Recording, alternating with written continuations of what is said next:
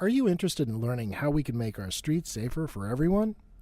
Join us for the 10th Annual Safe Streets Summit on February 2nd and 3rd, 2023, at the Diplomat Beach Resort in Hollywood. The event will have an impressive lineup of local and national speakers. The Broward MPO is honored to be sponsoring this regional event in cooperation with our partners, the Miami-Dade TPO and the Palm Beach TPA. The Broward MPO is also hosting our second annual State of the Regions Awards on Thursday, February 2nd, 2023, when we will be reviewing the MPO's achievements from the past year and honor several of our local leaders for their contributions in transportation. We hope to see you there. For more information about both events, please visit our website at browardmpo.org.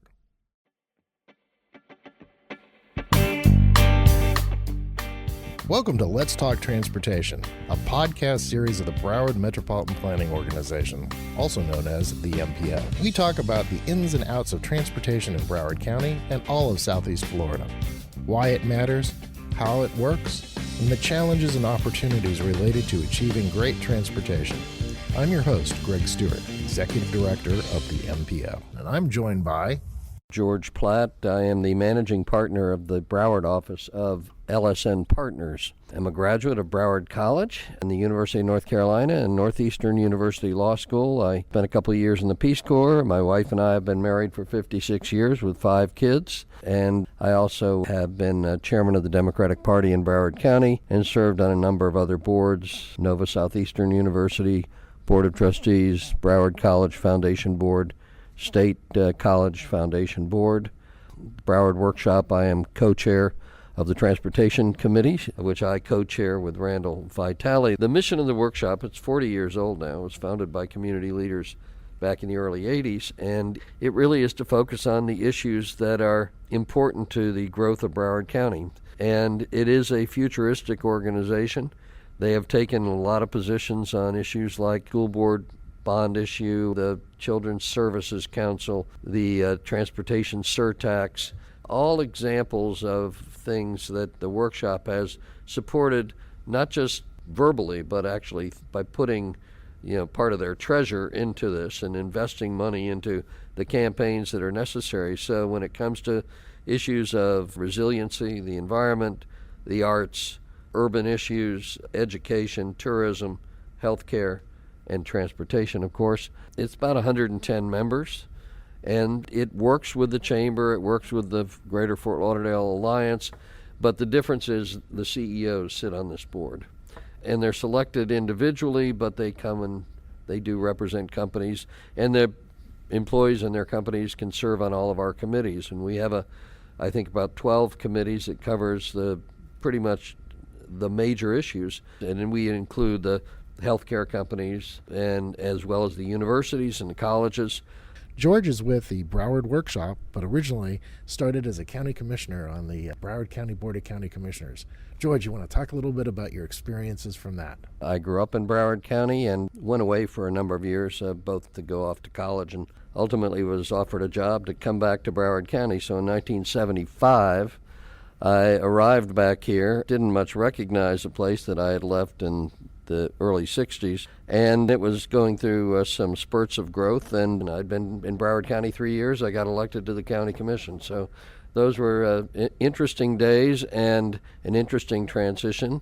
The first day I was on the commission, we implemented the land use plan, which was taking effect then, and we discovered something called impact fees, and we scratched our head about how we would deal with all this development. And of course, I served on the MPO during that period of time from 78 to 80, and then in 1980 actually chaired the MPO. So I've really had a very good education on transportation and transportation planning, and really have sort of maintained a keen interest in it ever since. When you came back to Fort Lauderdale and Broward County, I think that you're talking about 1975. I kind of remember the interstate highway system used to stop in Hollywood, and then it would pick back up in Palm Beach for a couple of miles. And then, from your perspective, you came from other parts of the country. You had a chance to see Boston. You had a chance to see some of the Central American countries. What did you think was, before you got on the county commission, what did you think was the plan? Well, there wasn't much of a plan, and that's what sort of required us to go through the 78 bond issue. You remember the 78 bond issue, the $320 million bond issue passed in the same year that California passed Proposition 13, basically opposing new taxes. So the people of Broward County chose to tax themselves for mega transportation improvements. I mean, relatively speaking, back then they were mega, and a number of other things which our community desperately needed to sort of catch up with the growth that was taking place.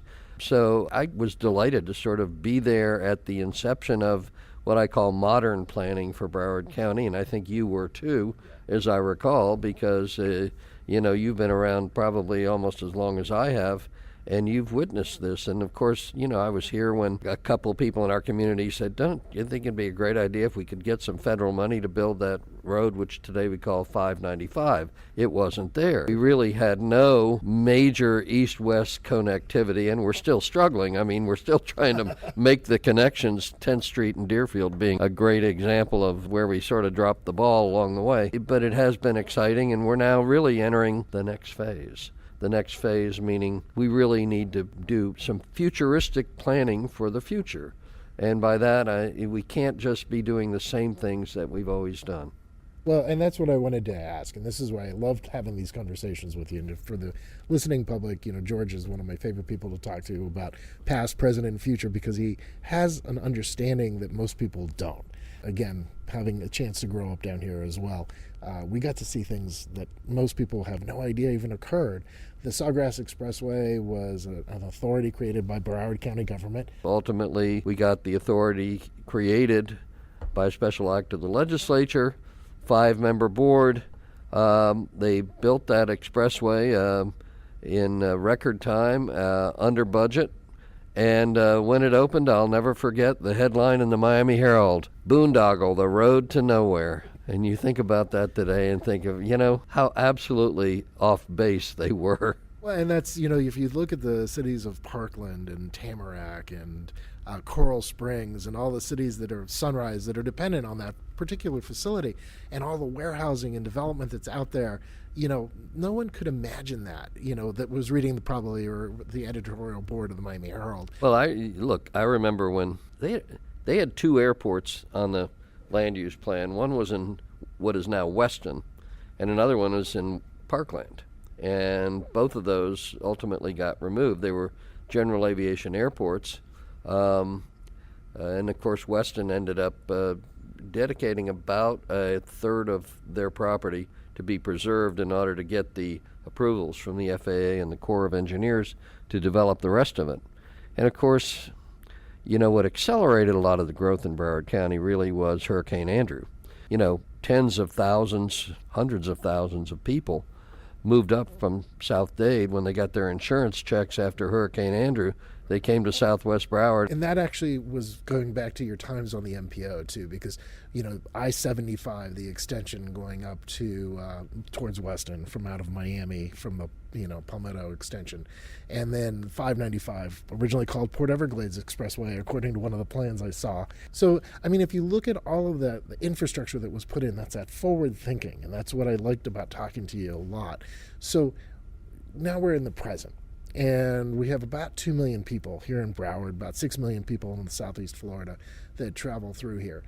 Our present system, where do you see it today? And then where do you see it heading into this next horizon, with the next 20, 30, 40 years? Well, Broward County, for all practical purposes, is framed on the east by the ocean and on the west by the Everglades. And within that 20-mile stretch, 25 miles long and 20 miles wide, we have pretty much built out most of it. And so what we're seeing now is redevelopment. And as we attempt to attract more companies, new technology, and opportunities for economic development into Broward County, we have to figure out, what do we do with all these people? People want to come to Florida for lifestyle reasons and for tax reasons.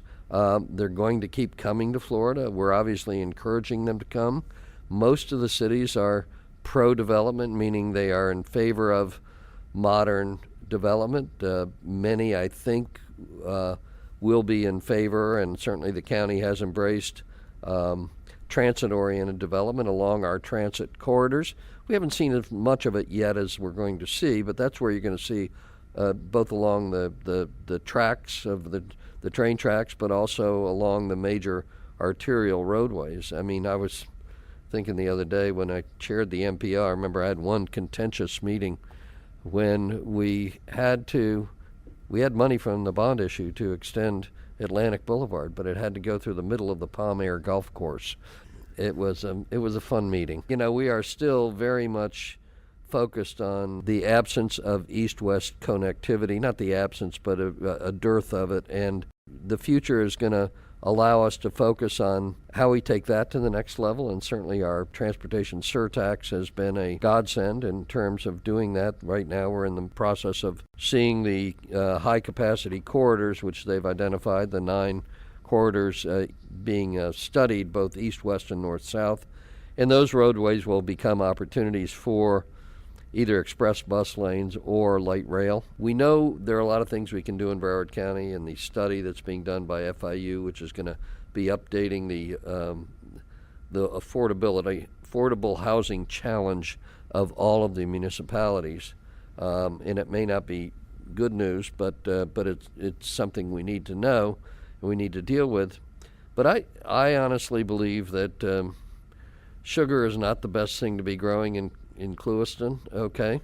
That Holes may...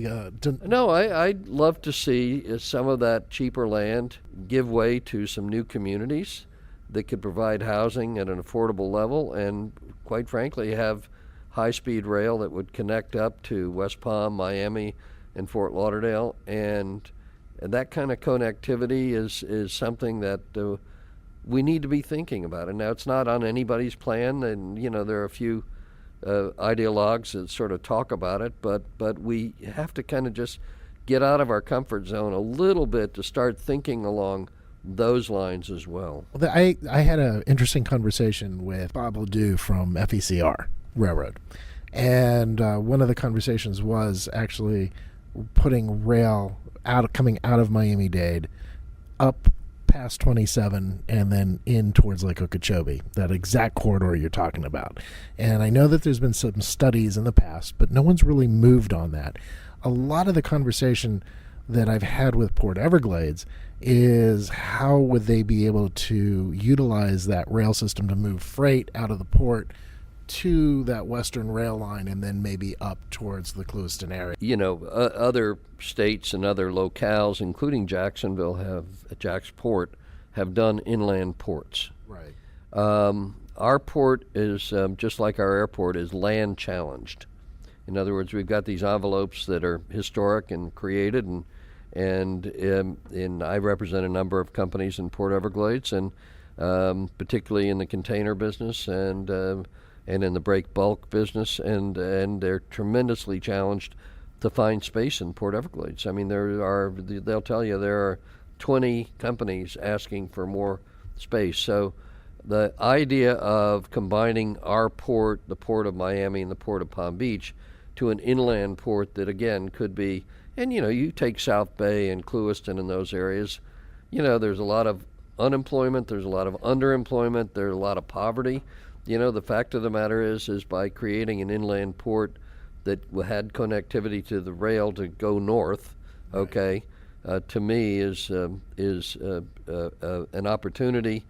And perhaps with the public-private partnership statute and opportunities that exist, and the rail companies as well, and maybe sugar companies, because, quite frankly, you know, we subsidize sugar to the tune of 10 cents a pound in this country, which is ridiculous when you think how many Latin American and Caribbean countries and other countries around the world produce sugar, and who could use the revenues from the sale of the sugar to the United States. But we've done a good job of protecting the sugar companies. But eventually, I see an opportunity to stop some of the pollution that's leaking into the Everglades, and at the same time maybe solve some other problems. So I think that the unemployment rate in Belle Glade in that area is like 30%, 32%, somewhere in there. That whole idea of bringing up finding jobs and bringing folks that are out of poverty is like one of the biggest challenges that we may be facing, even here, not just up in Belle Glade, but here locally. The affordable housing thing, you touched on that, and you're touching on jobs with this conversation. The big thing is, where do you see the direction for providing attainable housing that ultimately builds wealth, for the families that live in them? Well, I don't mean to sound like the ultimate progressive, but the fact of the matter is you can't build housing in a vacuum. You have to build communities, and when you build a community, you have to build education opportunities. You have to build cultural opportunities. You have to build a lot of other things, healthcare systems that actually serve. There are just a lot of things that you do to build a real community. I think Greg Hale, who's the president of Broward College, with the Broward Up program, has done something that is an actual example for the entire country by focusing on literally creating opportunities in the hardest hit zip codes. Okay. And this Broward Up program is raising a lot of money to provide people in those zip codes who are either unemployed, underemployed, undereducated, but opportunities to attain some degree of skill, some certificate, an AA or AS degree that they could then go on with, but to try to find a way to literally reach into those homes and give those people an opportunity. They've got a lot of partners with the Urban League and the Boys and Girls Club and certainly the school system of Broward County. So I would say that that's a really good example of something that's happening in our community right now, and a lot of people are getting behind it, and that's how you build a better community. So building that wealth, we're kind of looking at it, that'll help with the affordable housing side of things too, because the more we can build wealth, the more people can afford, that what is it called, a rising tide lifts all boats. But the question I have for you, then I'm going to get back to the transportation side. How can we, working together with Broward County government, working with the 31 cities, working with the state of Florida Department of Transportation, on the transportation side, how can we best maneuver the funding to allow for a transportation system that would promote that type of economic growth? We're very parochial in this state and in this county with 31 cities and the county. I mean, the city of Fort Lauderdale and Broward County have had a RFQ out for a joint Gov Center because it'll save a lot of money and be a very efficient opportunity. After I got off the county commission, I sat on the board of something called the South Florida Coordinating Council. And it really was a group of business leaders from the three counties that had come together. To begin with, I think it would be very much if we could play to our strength, which is, we've got almost 7 million people in the three counties, plus probably 50 million tourists a year. So it sure would be nice if the three counties could work together on a more aggressive basis than they've done. I think the Coastal Link, which is the rail project on the FEC corridor for commuter rail, right, which would run simultaneous with Brightline, but it would run as commuter rail as opposed to Brightline, which is an express train. But I honestly believe that is a good example of something that we collectively can do together, the three counties. I like the work that you all have been doing through, is it called SEPTEC or SEFTEC? Southeast Florida Transportation Yeah. Council. Yeah, and there's an example of the three MPOs and the other players from the three counties and the staff people working together on what I would call regional solutions. And while the FEC corridor is one of them, it can't by any stretch of the imagination be the only one. I would really like to see rail, east-west rail, and I'd like to see rail going down I-75 all the way into downtown Miami as well. So, people, we've got to take care of the west side of our county as well as the east side of our county. And, when you go to other cities when you go to other states, when you go to other countries. I remember when they called Spain a third world country, and maybe it is still in some respects, but by God, the transportation system will blow your mind. Yeah, you can get it really easily. And some of that, a lot of that's been done through P3 projects with concessions, and it works. I mean, I remember right before COVID hit, we were in France and we drove down to San Sebastian, and my goodness, I've never seen roadways that as nice as I was driving on. You mentioned P3, which is public-private partnerships, and there's been a couple of projects here in Broward that actually went P3 so far, but there's probably a need for more, like they've done in Europe. Financing, I think, is probably one of the issues that we're going to be tackling. Granted, we've been blessed that the voters passed that penny sales tax. What is it, $400 million a year? But then how do you leverage that? So the P3s that we've had, 595, I think the Bank Atlantic, well, whatever they call it today, out in Sunrise, what other examples do you have or things that you would think could go forward in a P3? We've had a lot of discussion about the New River crossing. We're going to have a bridge, or we're going to have a tunnel, and DOT's studying it, and a lot of other people are studying it too. And I'm sure there'll be plenty of discussion about it, but it seems to me in that crossing, right now we have one bridge, and it's what I used to call a railroad trestle. I remember walking over it when I was 5 years old, and they sent the police chasing me to downtown Fort Lauderdale. It's obviously a bottleneck. So upgrading the New River crossing for passenger rail is going to be a critical element of the coastal link. That project, I believe, really would lend itself to a P3 solution.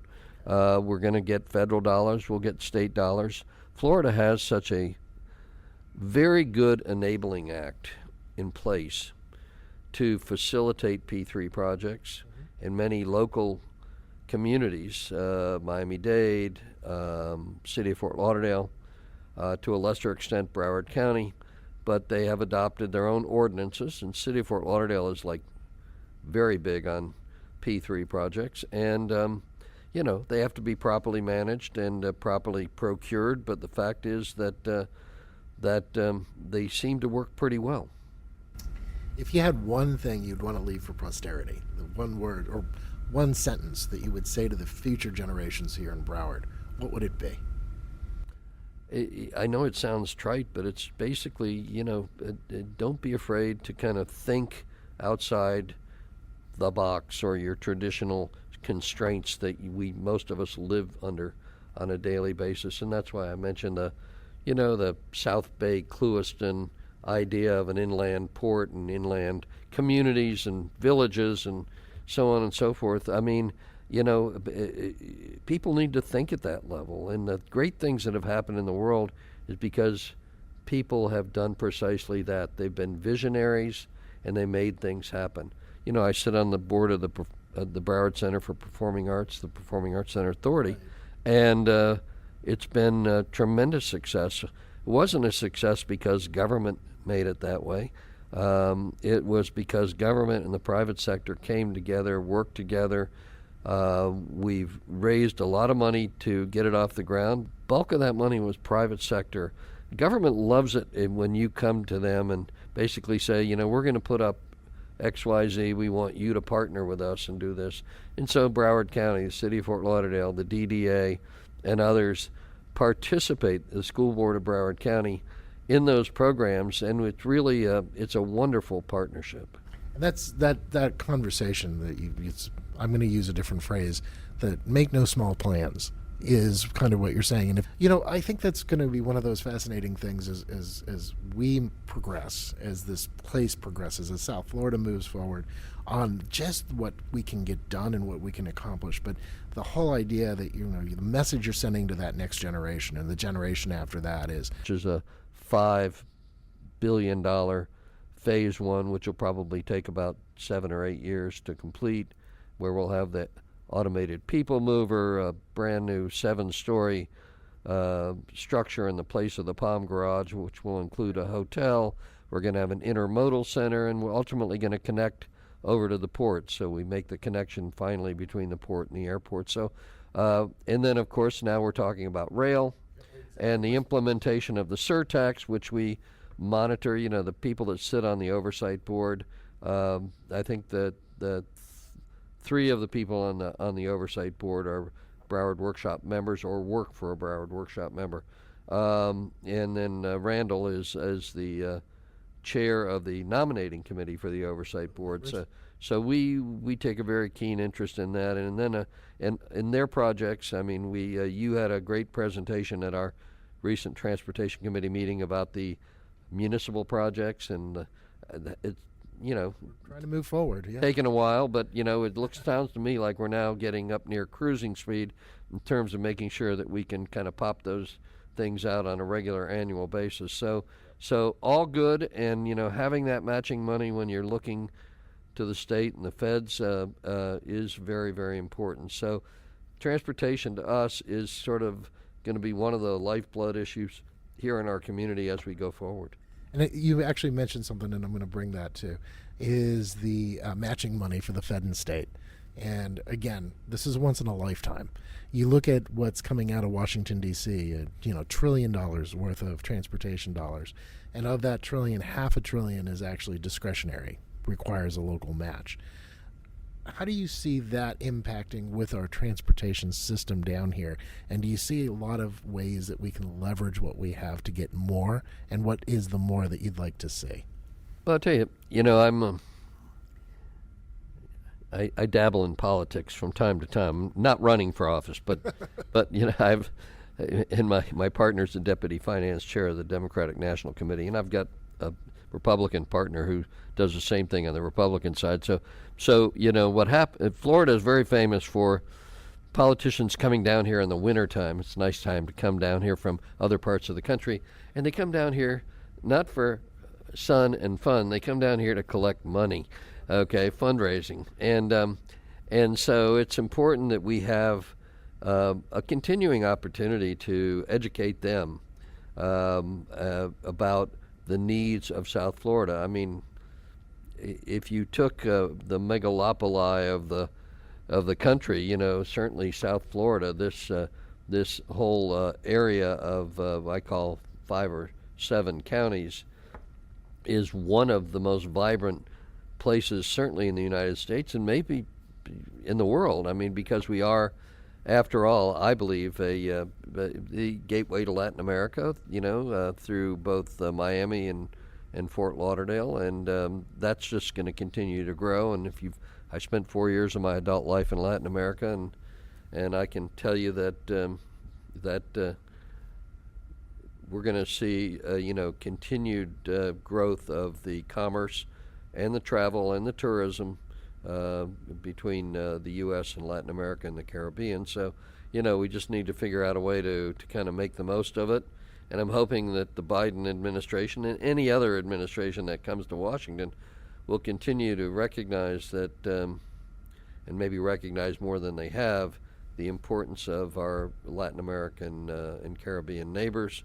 And, everybody talks about Russia and China and so on and so forth, but we've got 300 plus million people living south of us, and damn it, they're our neighbors. And when I was a young idealistic guy, we had the Alliance for Progress and JFK and the Peace Corps, and and if I asked you, aside from NAFTA, what do we have these days, you might have a hard time trying to tell me what we're doing in terms of making sure that we continue to cement those relationships.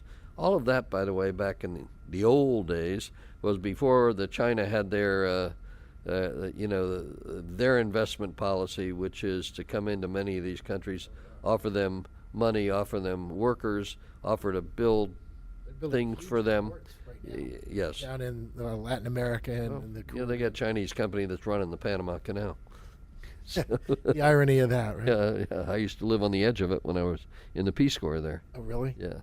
That must have been fascinating. I mean, really, actually, I've been through a few times, and it's just amazing, to watch. And then I do know when the American flag came down and the Panamanian flag went up, it was like one of those times where you go, okay, now what's going to happen? when you talk about saying hello to our neighbors, and I think that's the important thing. Like the Broward Workshop is, you're talking about 110 members here in Broward. I would say that, there's probably an equal amount in Miami-Dade, probably more CEOs. Is there ever been any conversation about, having those two, having the groups come together and talk about that common mission? Well, we've actually done that. We've done a couple of retreats over the years where we would go down to a hotel in downtown Miami and create both panel discussions but also networking opportunities. And of course, in this day and age, I mean, the integration of the business communities of Miami-Dade and Broward County and Palm Beach County. I remember when I first came back, I was commuting from Fort Lauderdale to an office in Miami Beach, and I was going south, and all the traffic was going south. And today, there's almost as much traffic coming north as goes south. So, if you kind of figure out how many people cross that line every day, either going north or going south, and usually going both ways, going and coming, it's a lot of folks. So, anybody that thinks that we're not working together, they're wrong. We are working together in many, many respects, but we can do a much better job. And that goes back to the Southeast Florida Transportation Council. You mentioned that, and that's the 3 MPOs working together. There's 2 DOT districts here in South Florida, District 4 and District 6, that divide at that Miami-Dade and Broward County line. You mentioned the Regional Planning Council, and when Palm Beach went off to Treasure Coast, because it used to be part of South Florida RPC, I do remember that day. And it was like, I think building back those coalitions and building back the network is so important to the future survivability of economic viability of this area. Yeah, and I'll say that in a state of 21 million people? Yeah. Okay. Having a third of that population is not insignificant in terms of political clout. So sometimes when Broward County, which is primarily a Democratic county, we send people to Tallahassee, and sometimes we feel like we're not getting our fair share, or we're not getting respect, or whatever it is, okay? But the fact of the matter is when we can speak with one voice, they're going to pay attention to us. They have to. And that's actually something that I've heard in Washington, D.C. repeatedly. If the region speaks together, we can get a lot of things done. And that to me is kind of what I'm here for, and I think that's what you're here for too. George, thank you for your time today. Appreciate it. My pleasure, and keep up the good work.